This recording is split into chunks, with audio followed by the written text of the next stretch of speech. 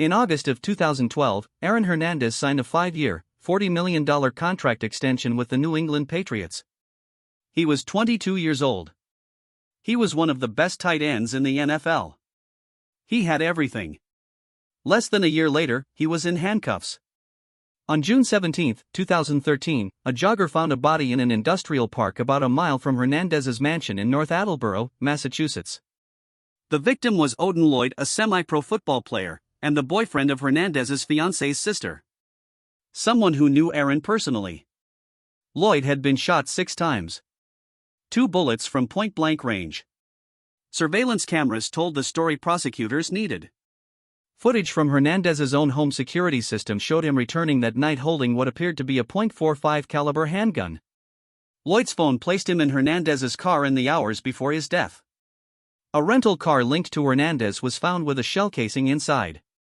The Patriots released Aaron Hernandez exactly 59 minutes after his arrest. In the history of the NFL, no player has fallen faster. At trial, prosecutors argued Hernandez killed Lloyd because he feared Lloyd knew too much, specifically, about another shooting. A double murder from 2012 that Hernandez was also suspected of committing.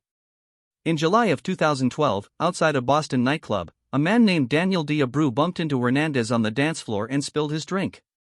According to witnesses, Hernandez followed Diabru and his friend Safiro Furtado outside, pulled up alongside their car, and shot both of them dead. 2 people killed over a spilled drink.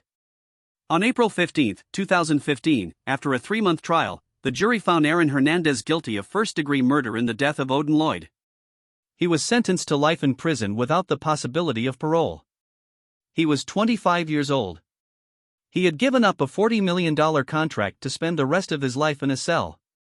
But the story wasn't over. In 2017, Hernandez went to trial for the double murder of Diabru and Furtado. And on April 14, 2017, against all expectation, the jury acquitted him on both counts.